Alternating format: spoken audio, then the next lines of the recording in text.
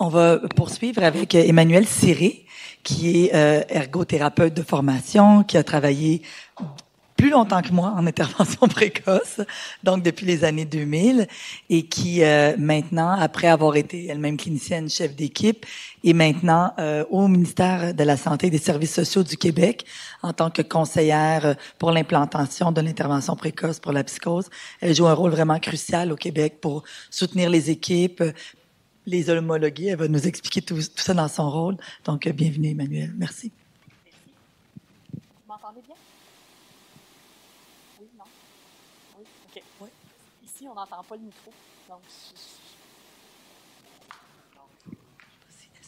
pas comment. Oh non, c'est pas ça du tout. Je vais faire plus fort. Donc, si je parle plus fort, est-ce que ça va? Pas vraiment. Donc, on dirait que le micro. Ben oui.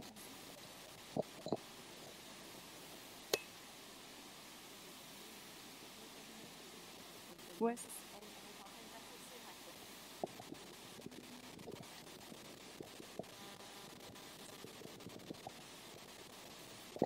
Et maintenant, est-ce que ça va mieux? Non, non.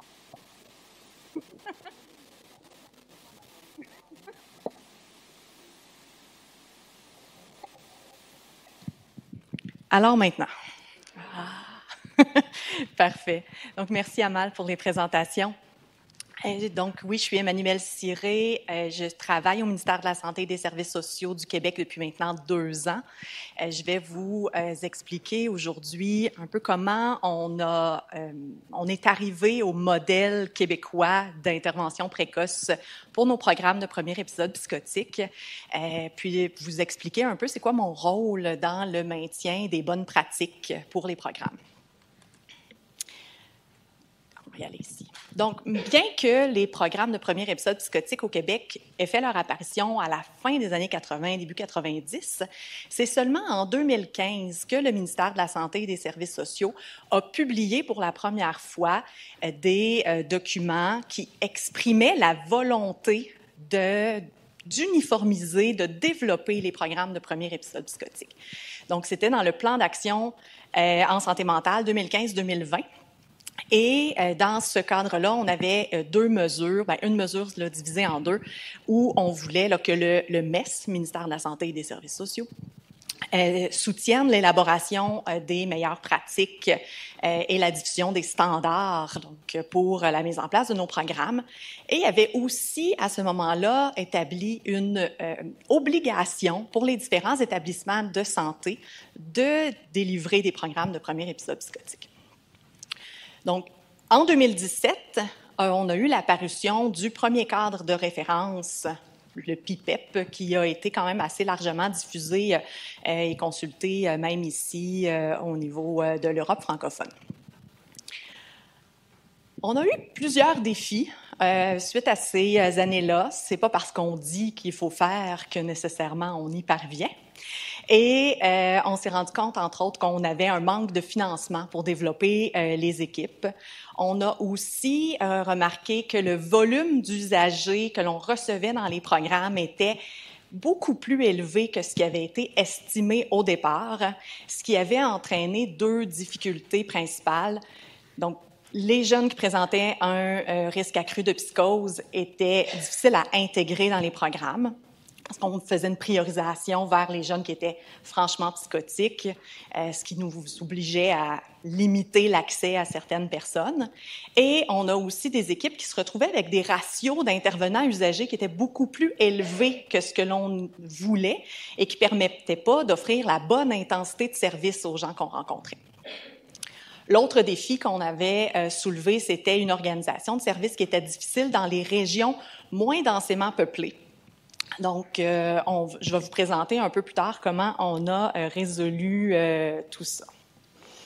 Donc, dans nos pistes de solutions, un des éléments qui a fait une différence importante, c'est qu'on a eu un financement qui a été octroyé par le ministère de la Santé et des Services sociaux. Donc, un premier 10 millions de dollars canadiens qui a été investi en 2017, un montant qui était récurrent annuellement, et un autre 10 millions qui a été ajouté en 2020. Ça a permis de stabiliser certaines équipes, de venir rehausser les effectifs d'intervenants un peu partout et aussi de créer des équipes dans des milieux qui étaient à découvert. On a également révisé le cadre de référence en 2022, donc il est disponible en ligne. J'ai, pour cette raison-là, décidé de ne pas en faire une révision complète avec vous aujourd'hui, mais vous pouvez le consulter à l'adresse Internet qui est ici. Les grands changements qui ont été présentés et qui étaient en écho aux défis que je vous ai nommés précédemment, c'était d'avoir un requis. Donc, on a révisé le requis de places, donc pour que chaque établissement offre le bon volume, le bon nombre de places là, à la clientèle. Ce que l'on a identifié, c'est que le besoin était 33% plus élevé que ce qu'on avait mis initialement.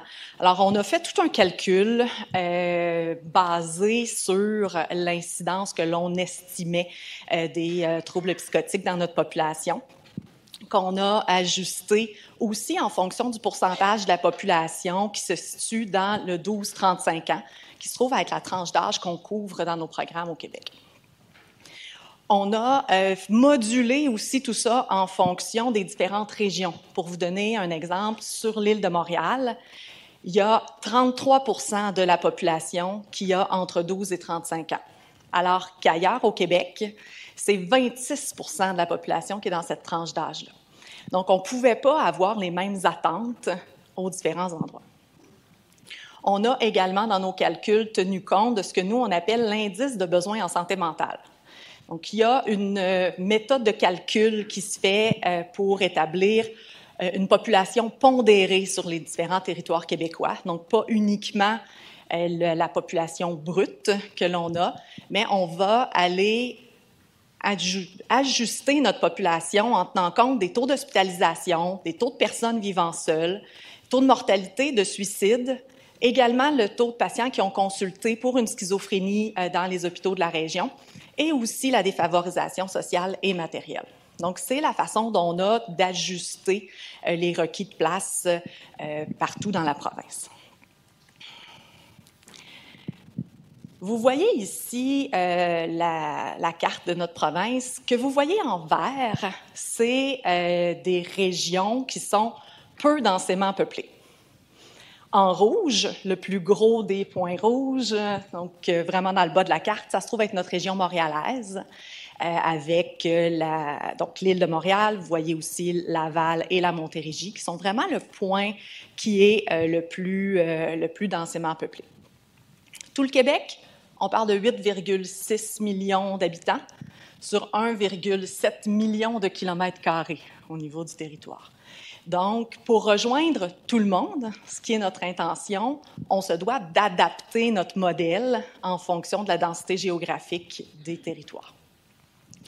Ce que l'on a choisi de faire, c'est que pour être capable de soutenir correctement les jeunes, on a considéré qu'une équipe devait minimalement avoir 3 équivalents temps complet.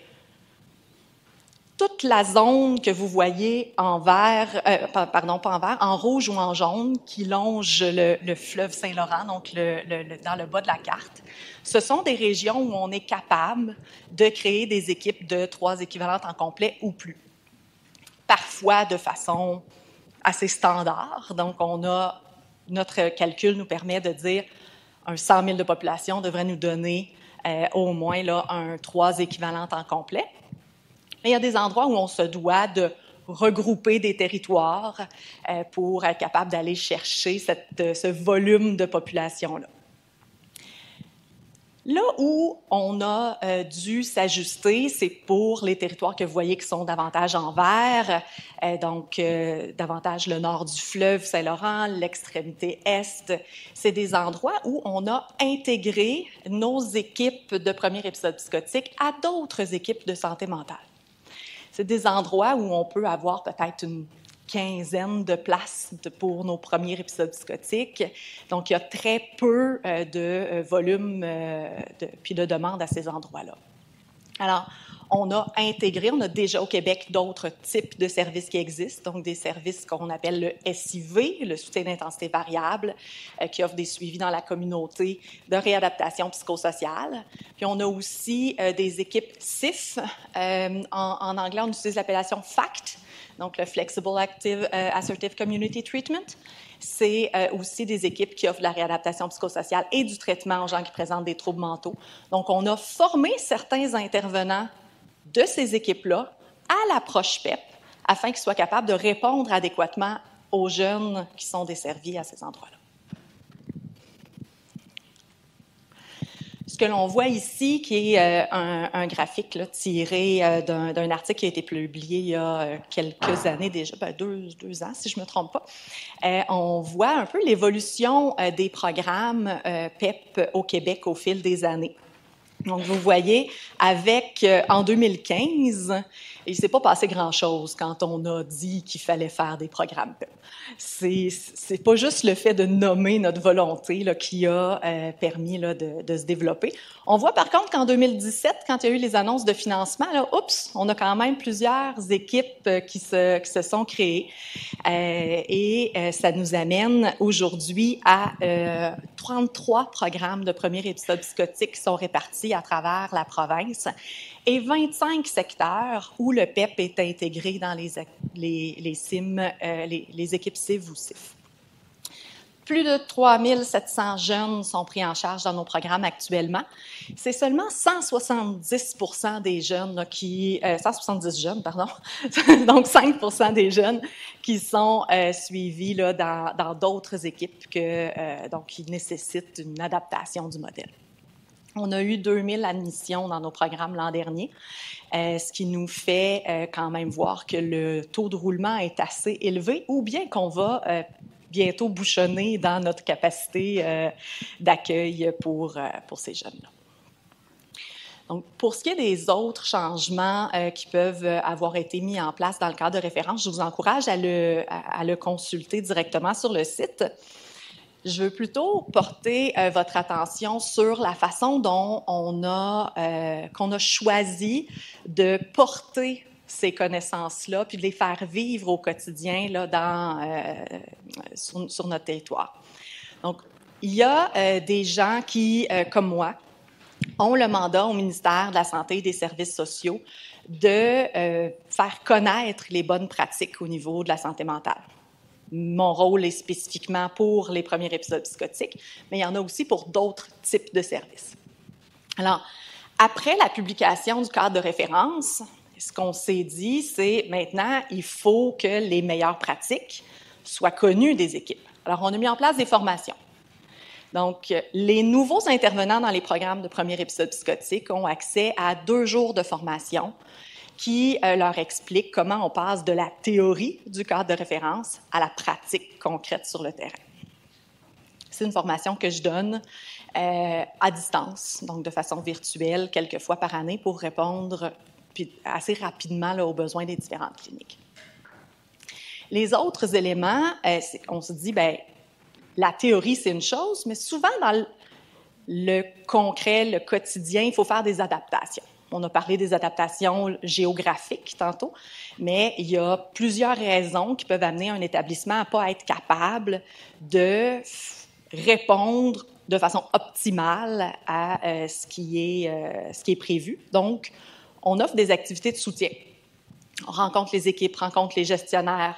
On fait vraiment des réponses ponctuelles ou des rencontres planifiées afin de permettre une analyse de la structure d'un programme, puis de s'assurer qu'il réponde bien. L'autre aspect qu'on a mis en place récemment, c'est le processus d'homologation des programmes. Donc, une évaluation de la qualité des services qui sont desservis. Et c'est sous cet angle-là que je vais vous présenter le reste de la présentation. Donc, la façon dont on fonctionne, on a vraiment un processus d'évaluation de la pratique qui est en 2 étapes. Initialement, ce que l'on fait, c'est qu'on envoie aux différentes équipes un questionnaire pré-visite. On leur demande de le compléter de manière à ce qu'ils nous informent autant des services qu'ils rendent que des gens, un peu le portrait là, des gens qui ont dans leur équipe. Notre but, c'est vraiment de faire un processus d'amélioration continue. On n'est pas là pour chicaner personne, on est là pour faire un portrait, identifier les forces, identifier les défis et de faire des recommandations d'amélioration. C'est un processus qui a lieu à chaque 2 ans. Donc, pour évaluer 33 équipes, on en fait à peu près là, 16 par année et on les rencontre donc à chaque 2 ans. Le questionnaire pré-visite, comme je vous disais, va nous permettre de documenter le portrait des usagers, donc autant âge diagnostic, le type d'intégration sociale qu'on a été capable de mettre en place, mais également tout ce qui relève de la structure du programme. Donc, les délais d'accès, les raisons d'admission, de congé, la composition de l'équipe de travail, les modalités cliniques qui ont été offertes. Donc, on fait vraiment un tour assez large du fonctionnement. Suite à la réception de ce questionnaire-là au ministère de la Santé, on va transposer tout ça dans la grille de fidélité qui a été mise en place. La grille de fidélité a été créée en s'appuyant sur le cadre de référence, donc où on a différentes normes de pratique qui ont été identifiées. Et officiellement, il y a 36 normes de pratique. On en a 25 pour lesquelles on a associé une cote, donc sur une échelle de 1 à 5. Et on en a 11 normes qui sont suivies de façon plus qualitative. Vous avez des exemples ici en lien avec les critères d'inclusion. Donc, on veut s'assurer que les équipes rencontrent la bonne clientèle. Et, par exemple, ici, là, quand il y a plus de 90% des jeunes qui sont suivis dans le programme qui respectent les critères d'inclusion, c'est-à-dire être âgés de 12 à 35 ans, présenter des symptômes d'un trouble psychotique ou être à risque accru de psychose, puis ne pas avoir été traité pour ce trouble psychotique-là depuis plus là, de 12 mois. À ce moment-là, une équipe qui a plus de 90% se verrait octroyer là, une cote de 5 sur 5. Les codes suivis sont quand même documentés et tout ça est rapporté dans un rapport qui est dirigé aux équipes, rédigé par la Direction de la santé mentale au ministère et envoyé aux équipes de façon à ce qu'ils puissent connaître leur fonctionnement, puis travailler en amélioration continue. Ce que je vais faire avec vous aujourd'hui, c'est que je vais vous faire parcourir un peu nos attentes au niveau du cadre de référence en vous présentant les résultats préliminaires de l'homologation. On parle de résultats préliminaires parce qu'on a débuté ce processus-là au printemps. En fait, il y a 3 équipes qui ont été vues au printemps 2022, plus comme dans une phase test du processus. C'est d'ailleurs, vous allez voir, au total, on a 18 équipes rencontrées jusqu'à maintenant. Mais il y a certaines des données que je vais vous présenter qu'on va être sur 15, 16 ou 17 équipes. C'est un peu à cause de ça. Dans les premiers mois, il y a eu des ajustements qu'on a dû faire au niveau des questions qui nous permettaient d'aller chercher les données pour notre grille de fidélité, ce qui fait qu'on n'a pas toujours là, 18 équipes au niveau de tous les critères. Donc, ça représente la moitié, là, 55% des équipes qui sont rencontrées. C'est des équipes de format varié, donc qui vont de 3 à 15 équivalents temps complet. Donc, les équipes de 15 équivalents temps complet sont davantage sur l'île de Montréal. Et ça représente là, la moitié des jeunes qui sont actuellement suivis dans nos programmes.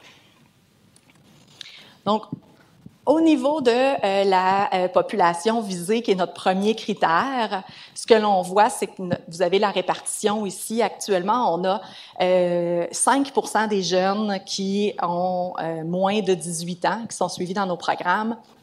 On en a un 48% qui ont entre 18 et 25 ans.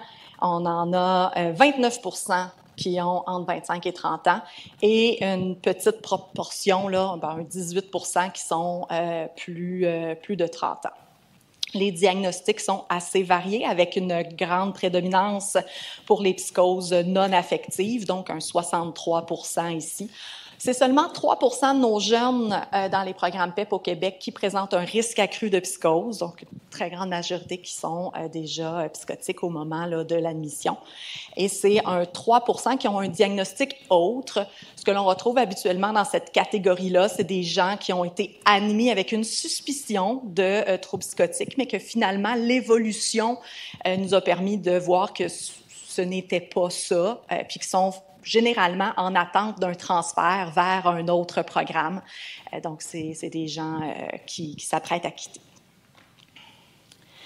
On a une grande proportion de jeunes qui ont des comorbidités, donc un 46% qui ont une comorbidité de toxicomanie, un 26% au niveau de l'anxiété, la dépression, 17% au niveau des personnalités du cluster B.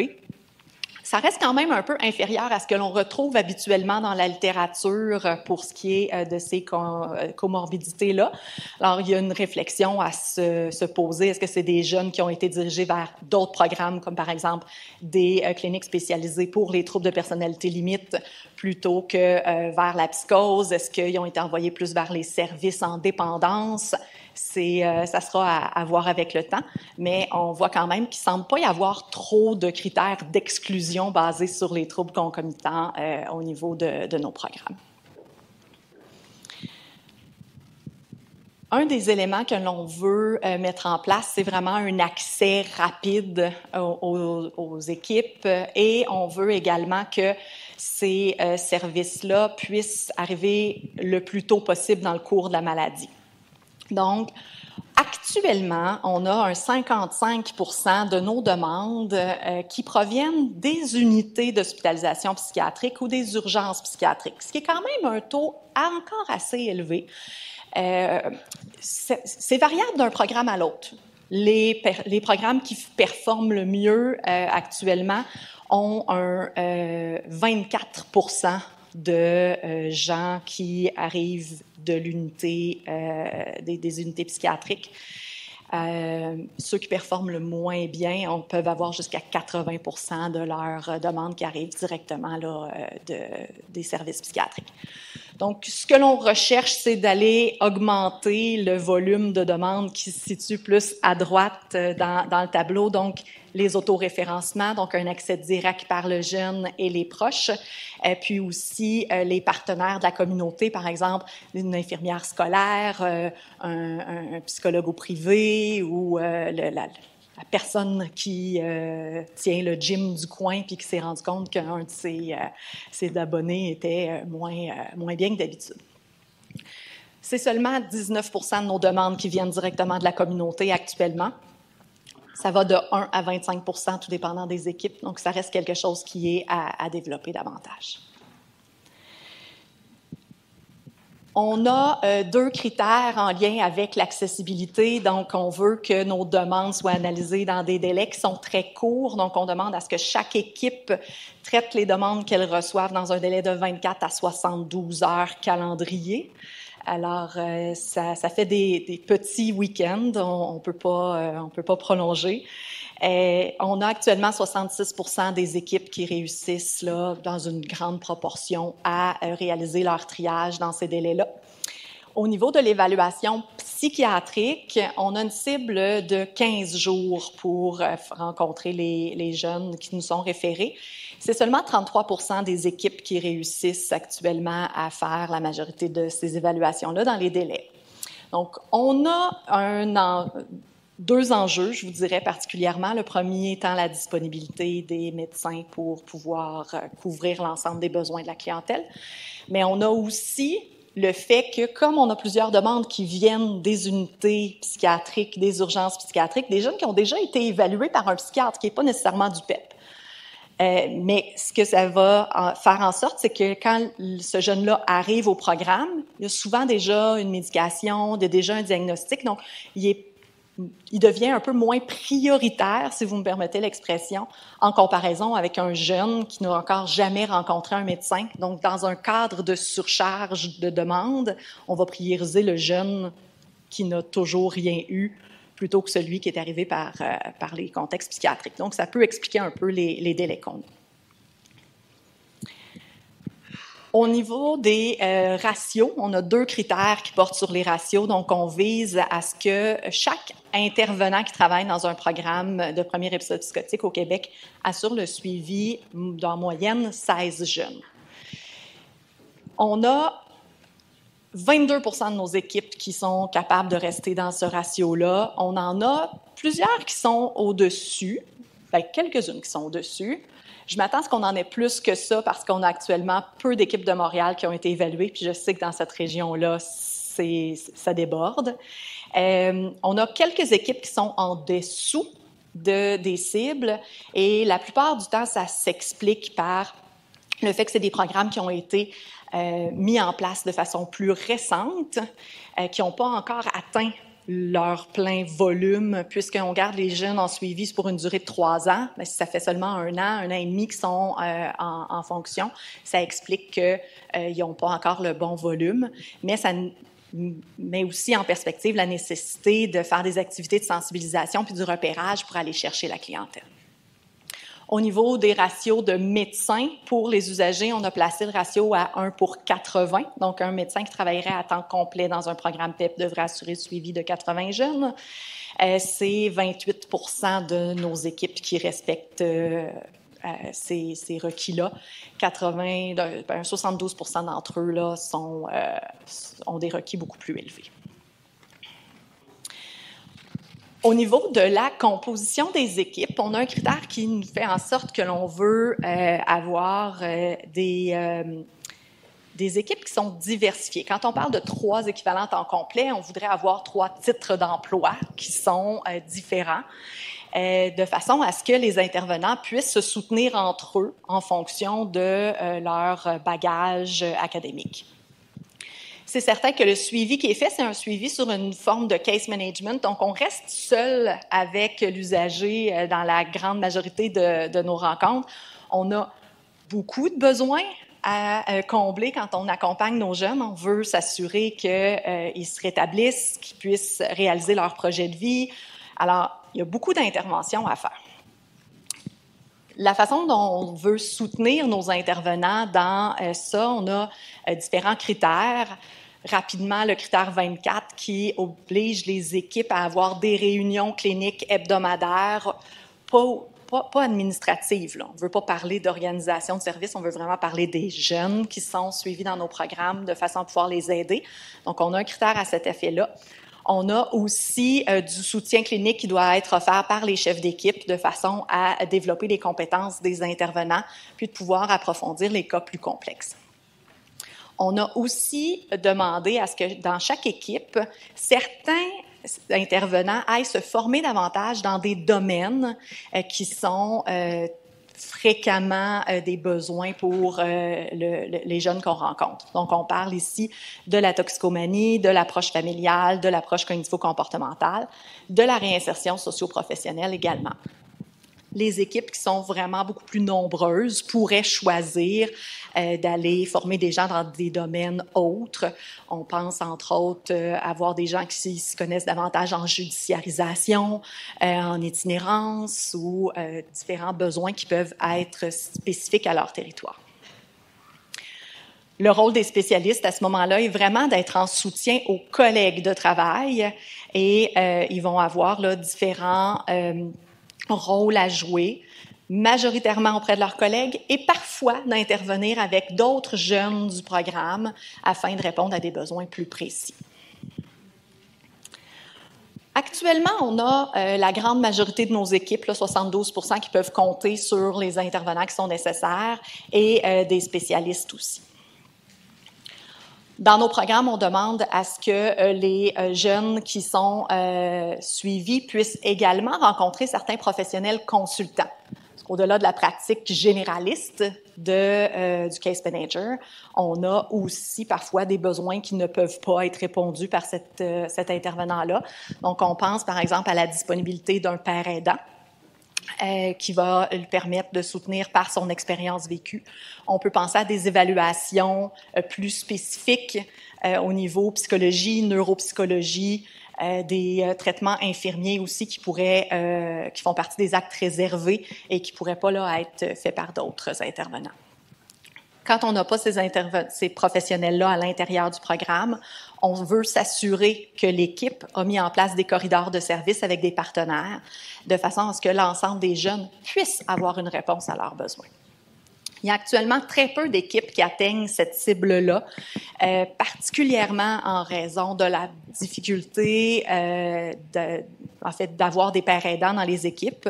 Tout le monde reconnaît la pertinence de ces professionnels-là dans nos programmes. Par contre, il y a des difficultés importantes au niveau de l'embauche puis du financement de ces ressources-là actuellement. Au niveau de la durée de suivi, c'est quelque chose sur quoi je vais passer rapidement parce qu'on a eu des défis dans la formulation de nos questions par rapport à l'homologation. Alors, on ne peut pas actuellement isoler la durée de suivi active des jeunes dans nos programmes.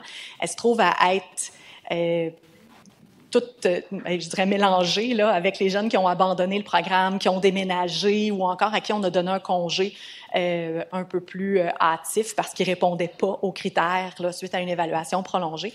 Donc, sachez que notre attente est que les gens dans les programmes offrent un suivi de 3 ans, mais ça nous arrive là actuellement, notre donnée est inférieure à ça, mais elle ne serait pas valide. J'attire votre attention ici sur les critères en lien avec les taux d'abandon. Donc, c'est quelque chose qui va assez bien de notre côté. On a une cible à avoir moins de 10% d'abandon dans nos programmes. Actuellement, on est à une moyenne de 7,6. C'est donc là, la majorité des équipes qui atteignent la cible. On fait une corrélation quand même avec le pourcentage d'interventions qui ont lieu dans la communauté. On a une cible à 50% pour ce type d'intervention-là. On est à 46 actuellement, donc assez près. Donc, c'est sûr que d'avoir des intervenants qui vont directement dans le milieu du jeune, ça contribue à son adhésion là, dans le service. Les partenaires dans la communauté sont aussi très, très variés, comme vous le voyez ici dans la liste. Un des défis qui s'est imposé dans la dernière année, c'est au niveau de l'intensité de suivi. Et on voit une répercussion probablement sur les taux d'hospitalisation. Donc, on a établi une cible pour que les jeunes soient le moins hospitalisés possible en cours de leur suivi pour le programme PEP. On avait ciblé à 10%. Actuellement, le taux moyen de réhospitalisation est de 22%. Quand je dis réhospitalisation, c'est qu'on n'a pas comptabilisé ici des jeunes qui étaient hospitalisés, qui ont intégré le PEP et qui, par la suite, n'ont pas eu de réhospitalisation. Donc, une hospitalisation préalable à l'admission au PEP n'a pas été comptabilisée ici. Ce que l'on voit, c'est que l'intensité de suivi moyenne actuellement dans les programmes, c'est de 3 contacts par période. On fonctionne avec des périodes administratives de 4 semaines. Donc, on est à une fréquence d'un peu moins d'une fois par semaine actuellement dans nos programmes, alors que l'on viserait une fréquence moyenne à 4 contacts. Ici, je précise que c'est pour les jeunes qui sont admis depuis moins d'1 an et demi. Donc, on veut vraiment avoir une intensité de suivi importante au début qui va descendre là, au fil du temps. On a la même réalité au niveau des contacts médecins.